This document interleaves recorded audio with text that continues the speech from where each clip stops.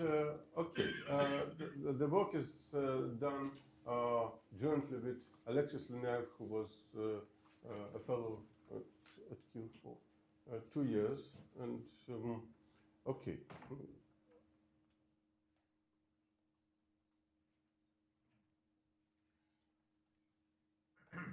Okay, so it nicely follows what Peter was presenting. He was speaking about freak waves in the absence of currents. So while the most often freak waves occur on currents, and so my prime motivation was to look for specific mechanisms of freak waves on currents. And that resulted in understanding that the whole, the existing theory of nonlinear dynamics of waves on current is wrong, and something new has to be done. And so today I sketch out contours of what should be the proper way of doing things. I have not accomplished this, but I'll say, so that will be a mixture of already done things, things in progress, and things to be done.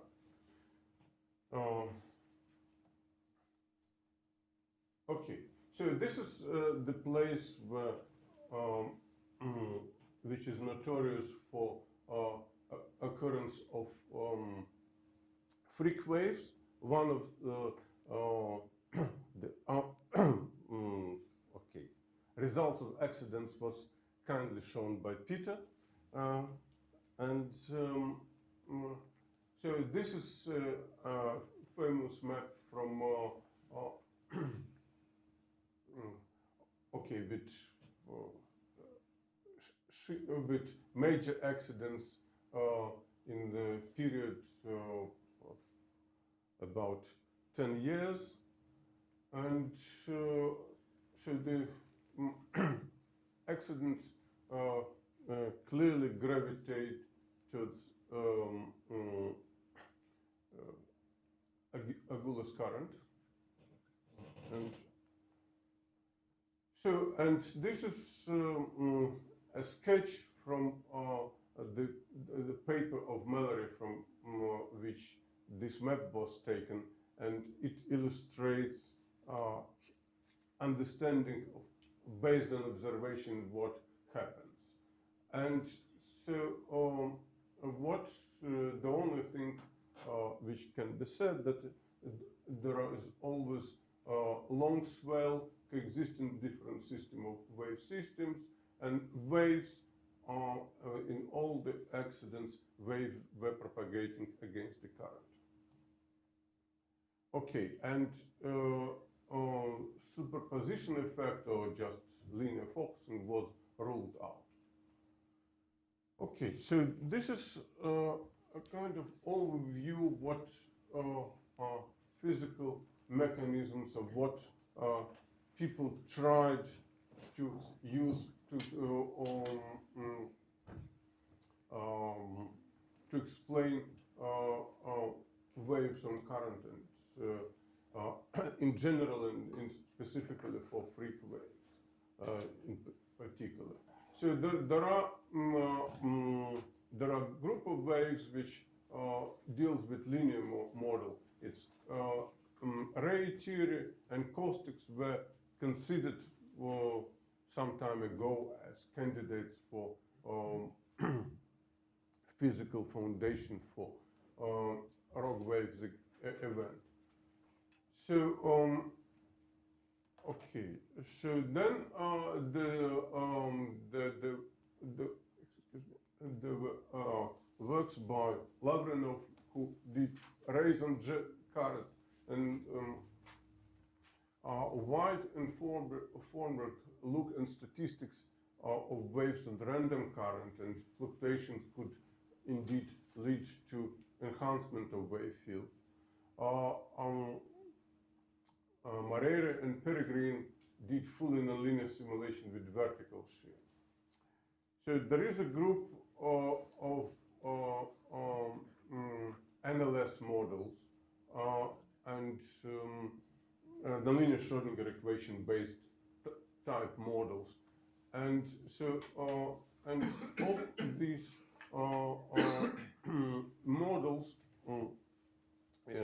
exploit the fact that current is weak, and it should be very weak for the NLS to, it should be epsilon square for the NLS to be applicable. And increase, so the ideas are very simple. The current increases steepness on inhomogeneous, if there is inhomogeneity, that might increase steepness, and that triggers Benjamin Fair instability and results in strong departure from Gaussianity. So this is okay. So there were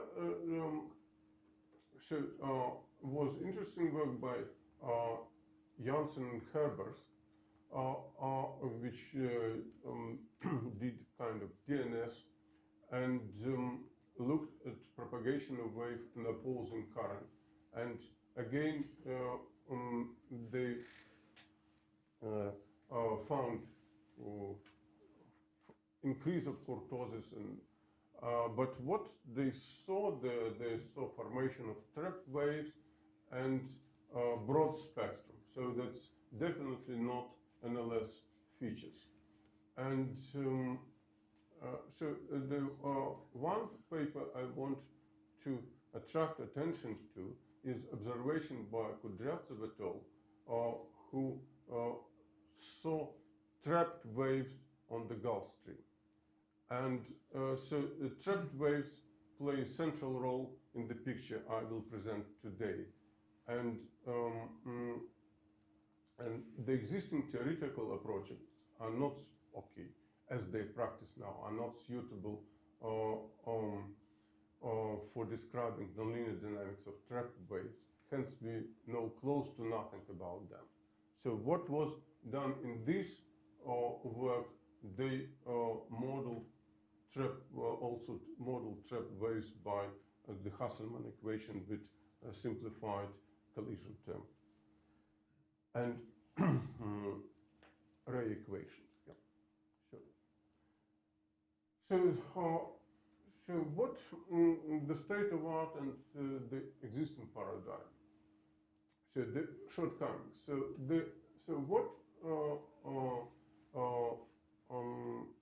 what are the reasons why the existing framework is not adequate for describing wave nonlinear interactions in a homogeneous situation?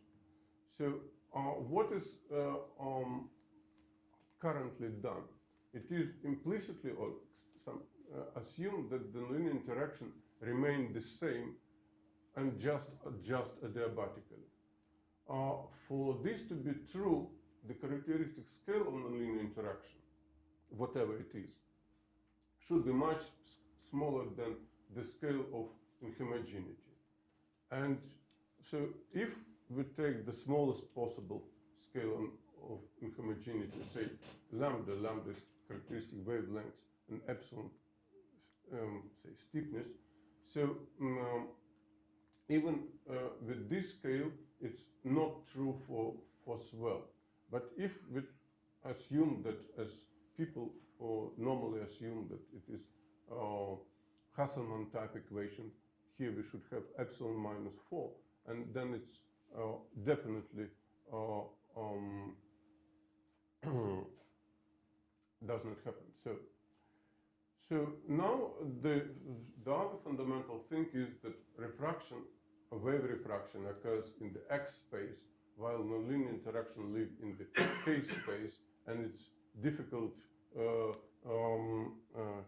combine them, to force them to live together. So now what we're looking at, and what I will look at specifically, discuss today. So we consider jet currents. That is the current which are assumed to be have longitudinal scale much variability much larger than the transverse scale. So and as the basic approximation, I take that first that these currents are longitudinally uniform. Then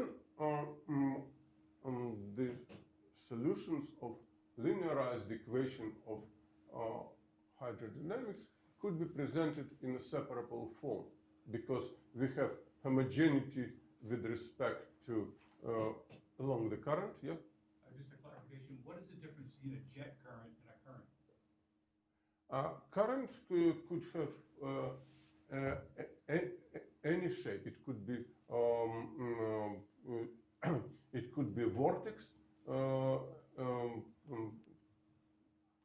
and jet current is specifically specific type of currents which have, as I said, longitudinal scale much larger than transverse scale. And they're 2D? I do not take into account vertical shear, but it's not essential at the moment. So they could have, and they do have vertical structure. It's not particularly relevant. Okay, and excuse me. So because of homogeneity, assumed homogeneity along the current, so we can make Fourier transform with respect to this coordinate and solve to boundary value problem and find model dependence. Yeah. So the reason this model dependence never took off is that it's not easy to find this mode, and one has to solve at least two-dimensional boundary value problem if we ignore the vertical dependence. Here we found a way to solve this problem asymptotically under some very mild assumptions. And this finding provides foundation for a systematic weakly nonlinear theory of wave dynamics and jet currents. I explain in a second how it's, yeah. Okay, so what we're saying that if we have a jet current, so it supports trapped modes. And these trapped modes, I believe, are central for understanding overall dynamics of waves and currents. And today's talk is focused on the dynamics. So, okay. So according to these approximations, trapped, you mean trapped transverse to the current? They are trapped transverse to the current. Yeah, yeah. So they propagate along the current, but have a model structure. Yeah. So one of so first it's kind of a looking ahead. What is the link with rock wave problems? And there are several mechanisms, but the main one is that there is a crucial difference in wave dynamics between one-dimensional evolution, 1D propagation, and 2D evolution. And wave trapped by jet currents effectively are unidirectional. So the nonlinear evolution is unidirectional, and therefore we could expect substantial increase of rock wave likelihood. Okay, so just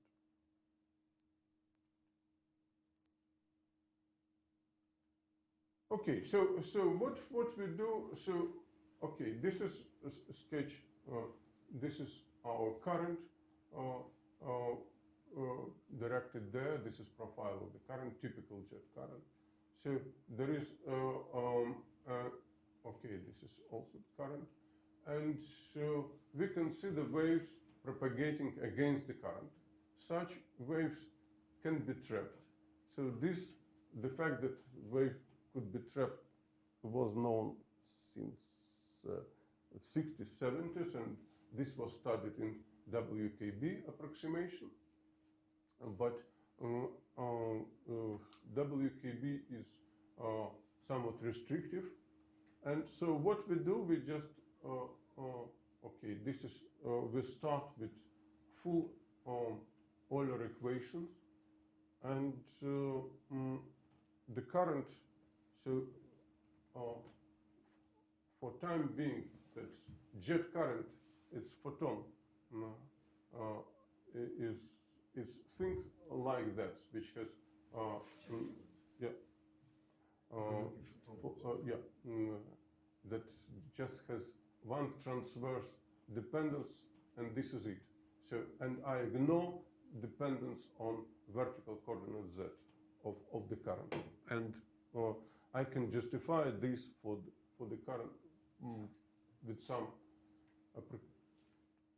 it's a reasonable approximation. Okay, we start with linear theory and boundary value problem. So, okay, so if under no extra assumptions, we have to find function, okay, w is vertical component of velocity, and it has to satisfy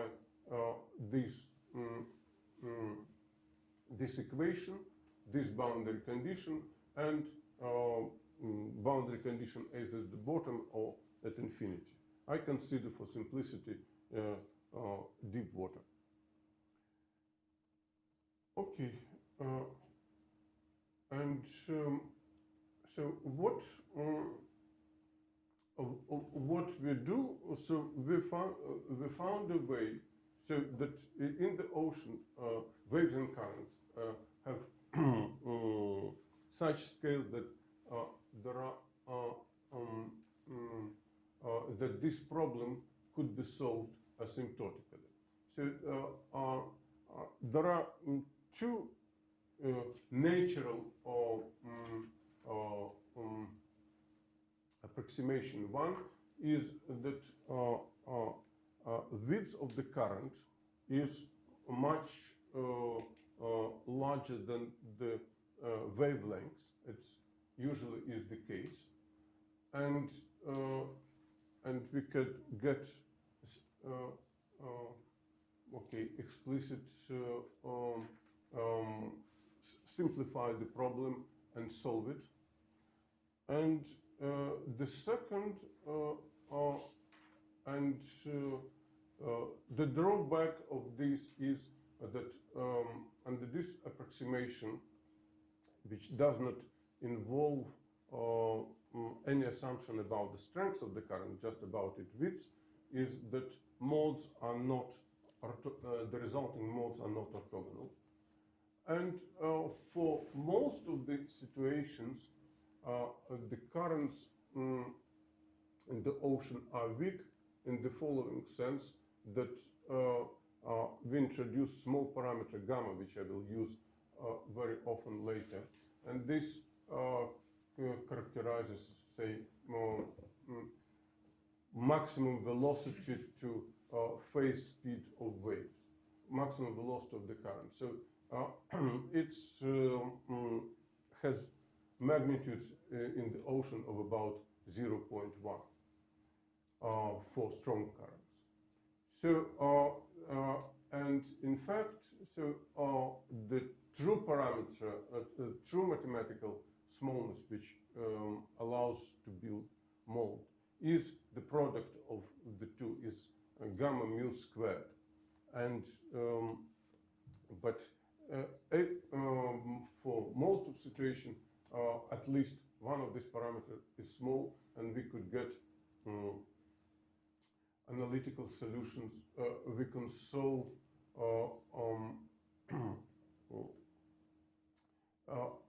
the boundary value problem analytically.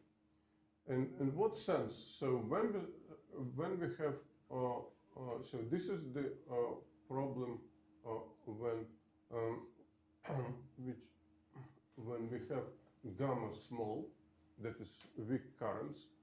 And so let's look at this in more detail. So we have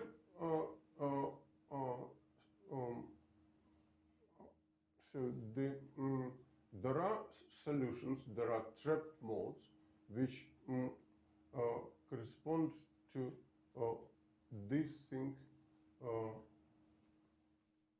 This thing could be positive and negative. So when we have this condition, so we have trapped modes, and the other modes are passing through. So in this approximation, this is a Sturm-Liouville problem, and the set of eigenmode is complete if you take both trapped and traveling and passing through modes. So so we can work in this framework and do whatever we want. So having this complete set. So So can I ask a question? Where is X? X has gone. X is. So I see some of the variables Y. Sorry. But Y is on all real line. Just I go back 1 second. Okay. Oh, yes. So this is X along the current. So my question is actually where is Y? My question is where is Y? And that's the entire real line. Yes. Yeah. Yeah. Okay. And from X, excuse me, from X the memory is in wave number K. Yeah. So that's because of homogeneity we did Fourier, and that's what was left. Yeah. Okay. So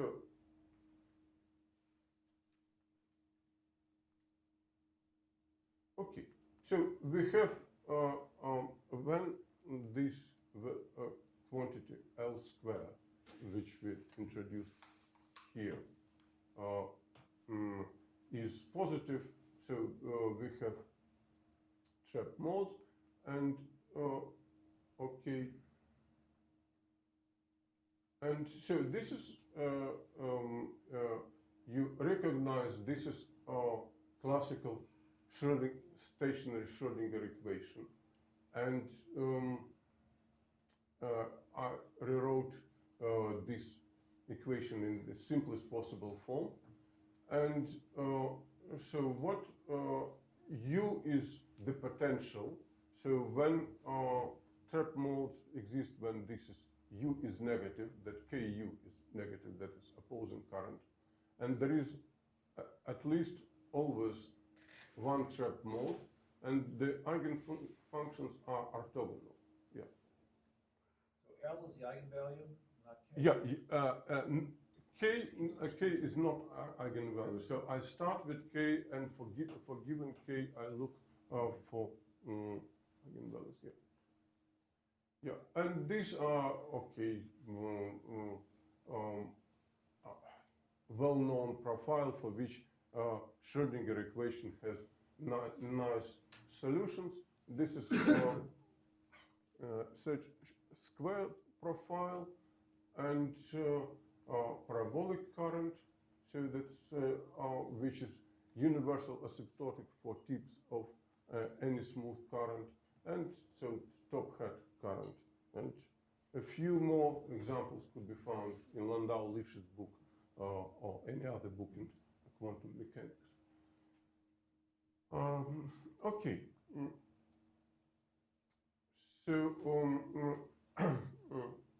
and solutions for such square current and parabolic current coincide in appropriate limit. And okay, and here are a few modes are plotted, so to give an idea how, but they oscillate across the current.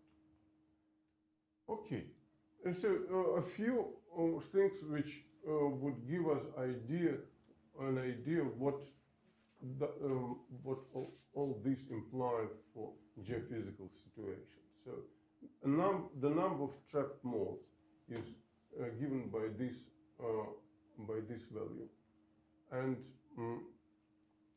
so roughly this is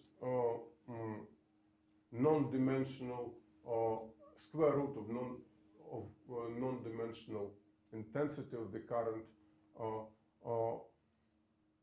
multiplied by width of the current in terms of wavelength. And for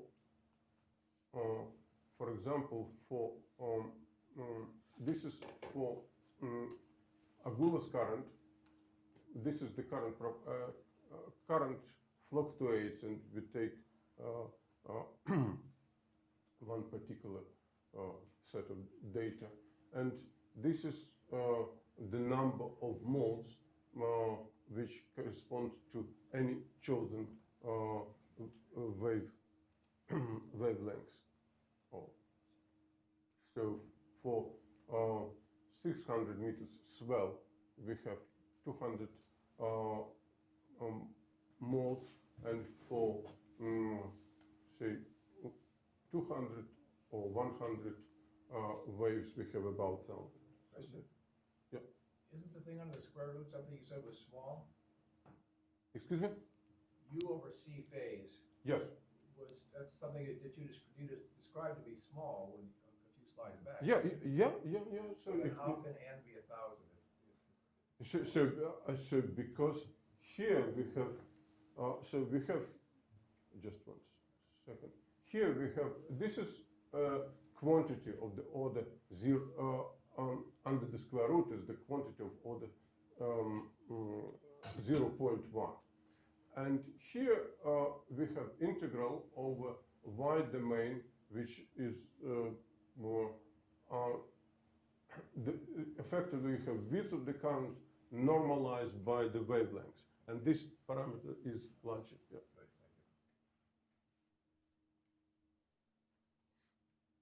Okay, so and here are the dispersion relations for these examples to show that they all behave in a similar way. So this is there are two envelopes. So one is square root of just dispersion relation without the current. So, and this is with current with Doppler shifted, and all other modes are in between. So okay, so what are okay? So Yeah. go back the last picture. So those curves are the trapped modes, right? The Yeah, red curves? this red curves are dispersion relations of trapped modes. Yeah. Yeah. But the dotted black line is just with the maximum U? It's just double A with the maximum U? dotted black line is envelope, and it corresponds to kg minus maximum U. Yeah. Maximum U, okay. Yeah, yeah.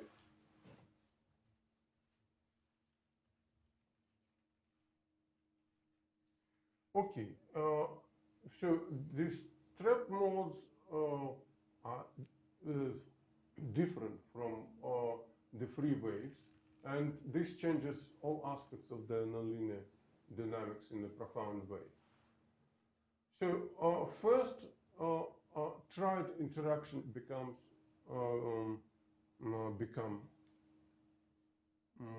allowed, and and there are two possible types of triad interaction. So one is when we have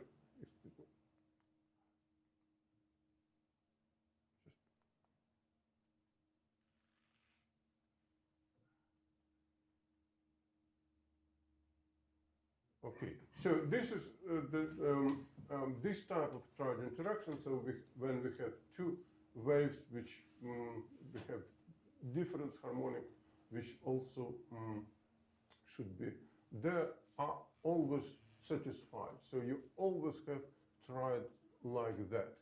but but typically because of the smallness of this parameter gamma, the third wave number is small, and okay, and frequency is correspondingly also smaller. So this is but these interactions are always present. So the next possibility is interactions of waves of comparable scales. And for this to happen, current and example of this interaction is just second harmonic interaction, and the current should be strong enough, and this is and gamma should be of order 1. Yeah. Okay, so Question. The dispersion relation, omega is not a monotonically increasing function of k. It goes down on the higher case. No? no. So it's the dispersion relation looks very as you could see, is very similar to dispersion relation of water waves, but it's It doesn't go down. it doesn't go down. No. Yeah. So okay. Second.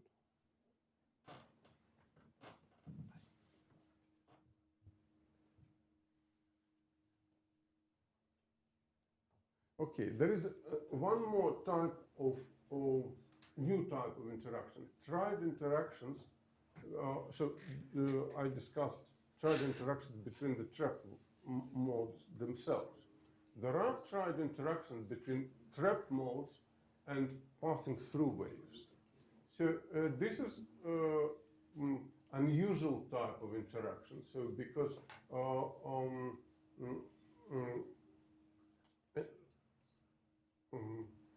okay, so what is important from the perspective of trap modes, the passing through waves have infinite energy. Yeah? Just to go back to this question, I mean, I think it does go down, but not in your approximation, Yeah. right?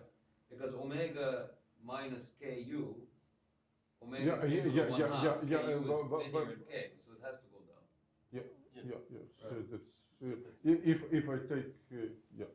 So for one omega fixed, you get 2 k's. Which one do you take? So I have waves propagating only in one direction.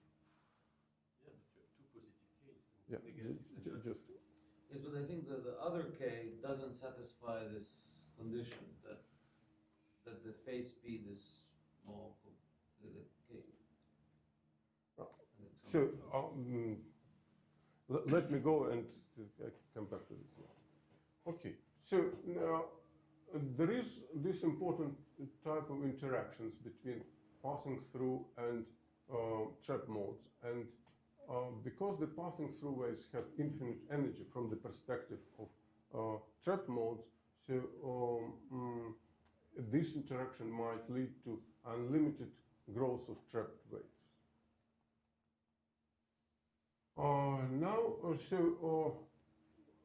So with these modes, so what we will do right now, so we just derive some standard nonlinear equations. So we start again, it's full Euler equations, and exploit just small nonlinearity, understood in this sense, in addition to the smallness of we exploited getting these eigenfunctions.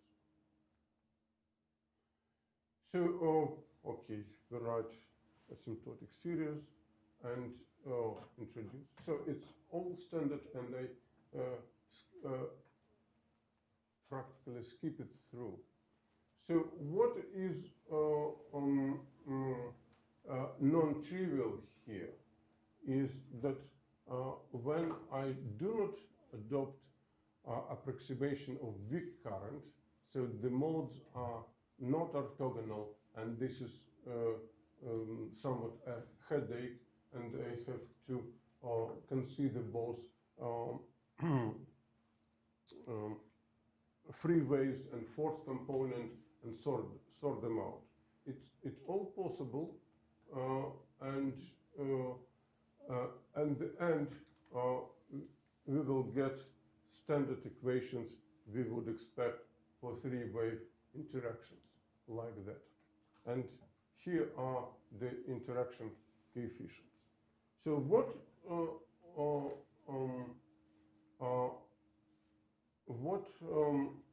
is the importance of all these? So it's usually assumed that nonlinear interactions of water waves do not have triads first, and the second, vorticity is not important. Here we do have triads, and the interaction coefficient is proportional to link to vorticity of the current. And so this expression for group velocities, yeah. Okay, so this is so the interaction for weak currents. This interaction is kind of weak, so it has in classical non-dimensional variables. Usually people write this triad interaction in this form. So the coefficient has this smallness. But this still is important, or might be important in the context of freak waves, because if you have a freak wave on the current, it will generate inevitably, you have a large wave, it will generate inevitably much longer wave, which could serve as a precursor. But this hasn't been worked out and yet. Okay, so now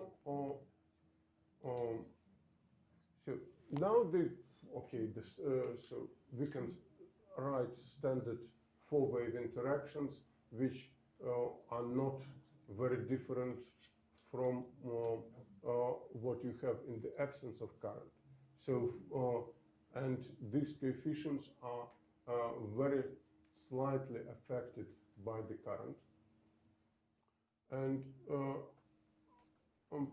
but right now we look for four-wave interactions of trap mode with themselves.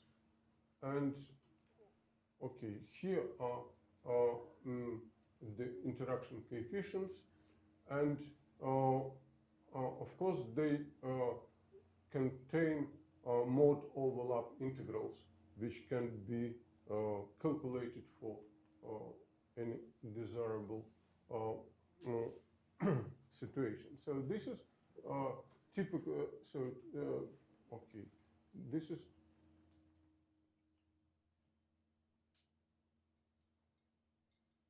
okay. This is okay. What interactions we have? This is the standard self-interaction term, and for this you need just this overlap integral, and this is the largest integral. These are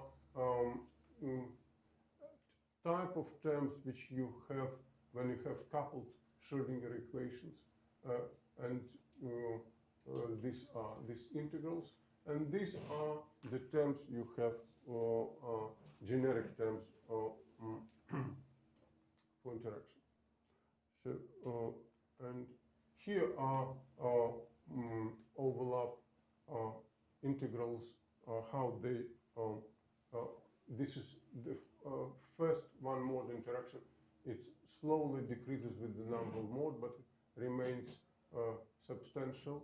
And two mode interaction, they decrease faster and this is 3 and 4 mode interaction integral, how they behave.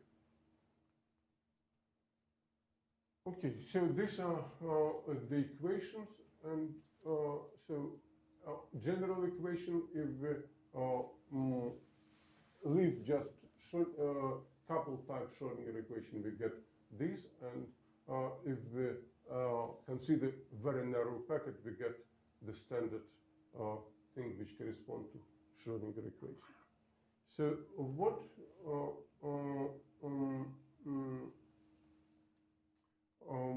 okay, so and kind of more general conclusion here that the linear dynamics generally is controlled by triads and quartets, and depending on the parameters of the current, we could have a situation when we have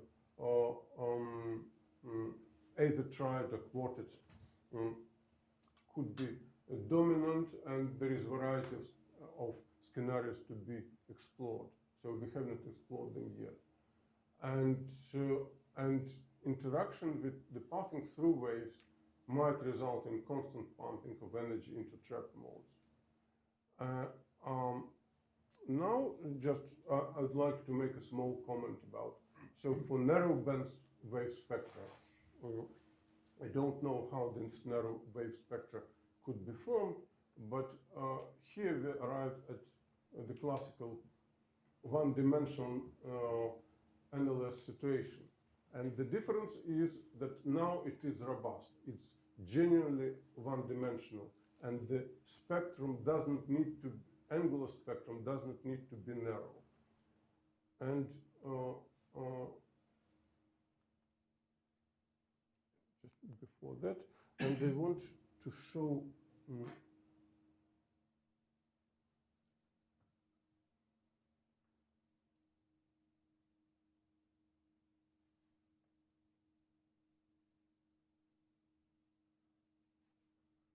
so this is just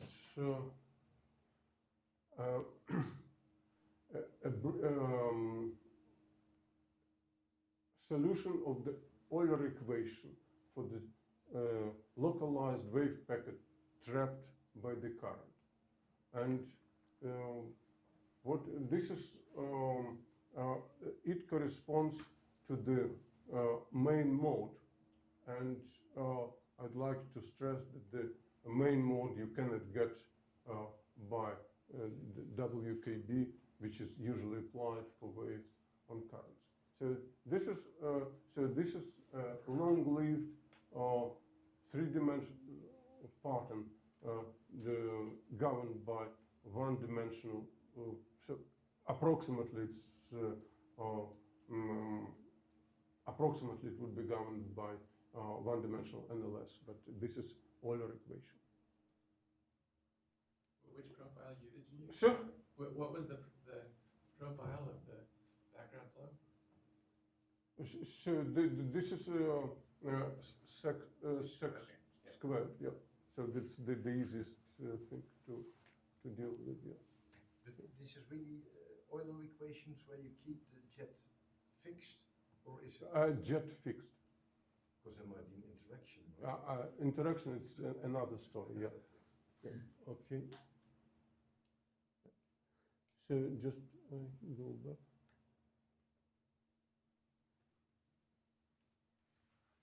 One second.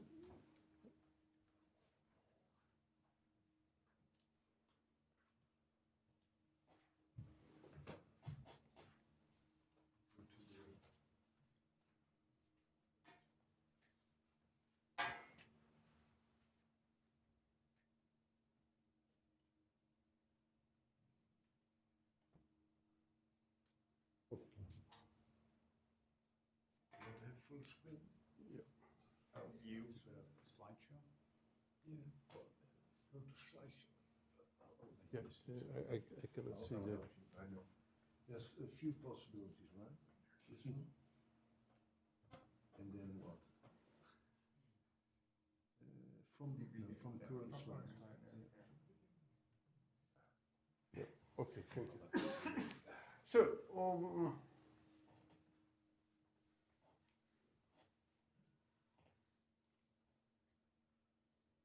So just reiteration of conclusions that effectively one-dimensional dynamics of 3D waves, and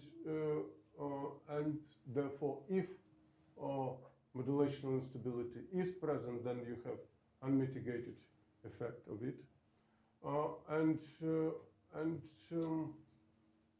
because one-dimensional NLS is integrable system, and if there is a narrow band spectrum, it's all great if, then the system would be close to integrable system, and there is possibility of some elements of deterministic forecasting. And another possibility is that a large wave packet would always generate long wave, which would serve as a precursor.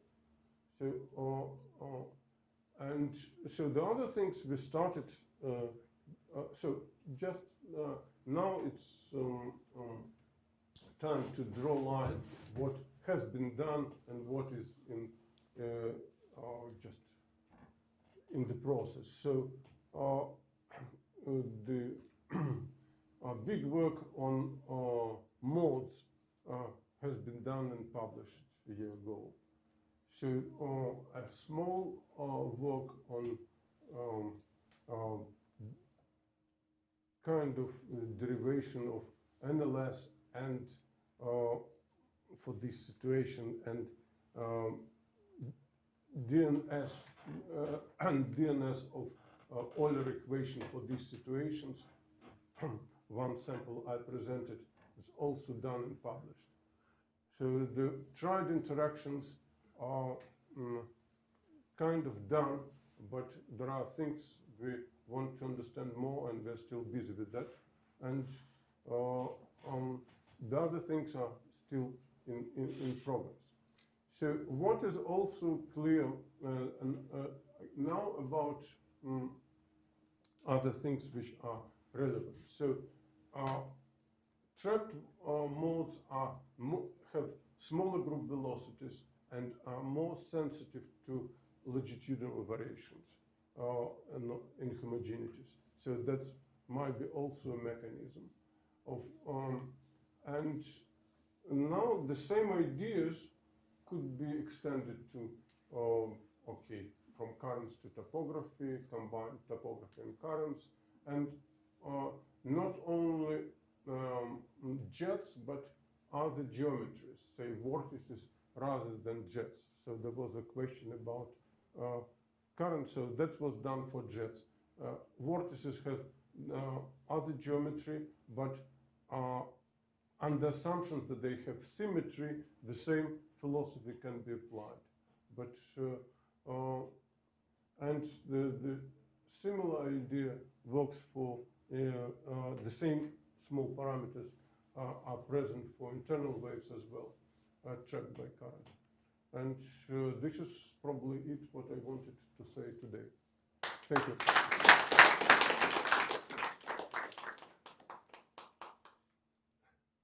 Yeah, Peter, yeah.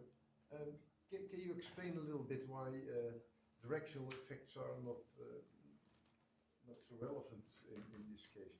Because, you know, in my picture, I just would start with a spectrum of, you know, the Johnson spectrum, and you have random phases and directional distribution.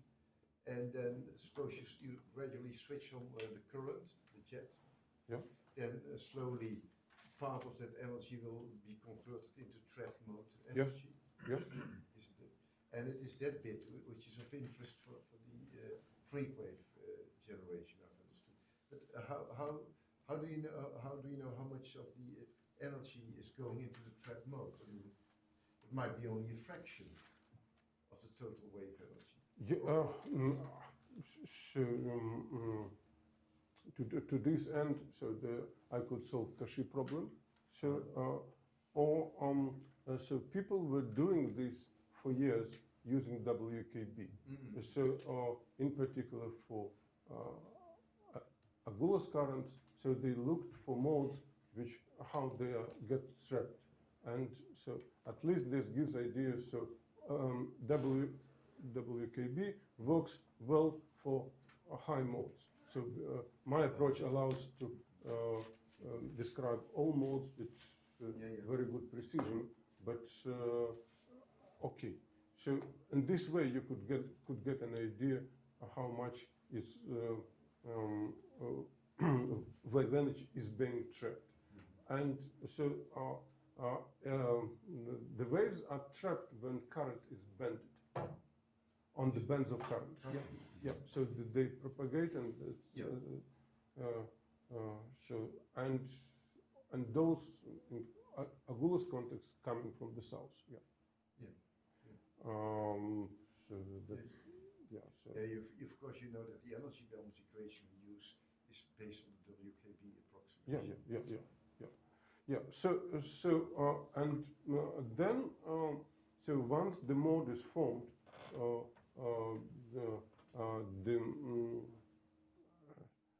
so it's a different creature. So compared to what it's been in its previous life. Why was the assumption that the jet velocity u is a slowly varying function of y needed? It's not needed. It's one. So I have a boundary value problem, and which I need to solve. I say I can solve it under either of two assumptions. Either the current is weak, gamma, which is magnitude of the current with respect to phase velocity is small, or the current is broad compared to wavelength. So that's independent of the later epsilon then? No, this is to solve linear boundary value problem. So to get these modes, so explicitly, so that's not to solve asymptotically, yeah. But if I solve the boundary value problem somehow without these assumptions, can I proceed with the theory later? Yeah. For any current? Yeah. But the assumptions, these assumptions are always satisfied in the ocean, both. So at least only rip currents sometimes are very narrow, but apart from these, both are satisfied. Yeah. I think I have a related question, which is how broad is the Agulhas current? How So, many kilometers? So it's about 100 kilometers, but so there is a pronounced jet inside the jet, which How is big is that? it's about 25 kilometers. And how far is it from the coast? It's not far from the coast. And another feature of Meaning 1 kilometer or meaning 25 kilometers? it's 25, yeah. And another feature of Agulhas current, which is so I was intrigued why Agulhas current is place of so many accidents, and it's from oceanographic viewpoint, it's just a western boundary current, and there's absolutely nothing special in it. But a shipping point of view, it's a very more important location. I found one strange feature, and I don't know how important it is. Agulhas current often has countercurrent, so running parallel to it. So there are some interactions I can envisage which link the modes of two streams, so which make dynamics even more complicated. But apart from this, Agulhas current is no different from other western boundary currents. So yeah, please. I have a naive question. When you do a little bit of shipping, you know that wave against current is always mayhem. All the waves are nasty you encounter, pretty much. Why then? What's not clear to me is why are there more rogue waves? Because that means that they need to be, on average, twice higher than the already mean waves. Yeah. So I don't. Why are there more rogue waves in the wave current case? Because okay. all waves are nasty. It's Yeah. my experience. So how does it fit the definition? That's not clear. Okay. So the rogue waves are usually freak waves defined as the waves whose heights exceeds more than 2.2 times the significant wave height. So if you have opposing current and increasing, so your significant wave height increases. But apart from these, there is sharp growth of probability of really nasty things. So that of waves with much higher amplitude than the average. But it's not yet clear from your theory. So it is clear, but it was not the point I was concentrating on today. So because dynamics of one-dimensional wave fields in narrow tanks, for example, and in the open field is dramatically different. So, and effectively the current acts as tank wall. So dynamics becomes one-dimensional, and that increases probability of freak wave events. So that's in simplest possible. It's one-dimensional wave tank. It's one-dimensional wave tank created by nature. Yeah. Just a comment. The three-wave system, I think, is integrable, right? Yeah. So it has been shown recently that you have breather solutions, like peregrine solutions. Also in the three-wave system, you can have rogue waves. But in the realistic range of parameters, so the wave have vastly different scales, and the third wave is seems to be in typical range of parameters is expected to be big. So, but it might the role, as I see it now, is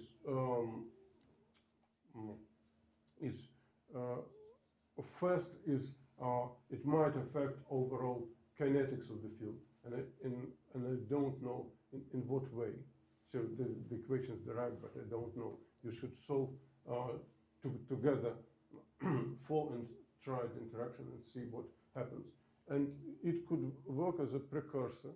It's, as I said, it's clear. But the most important in the rogue wave context thing is that interaction of trapped waves with passing through waves. They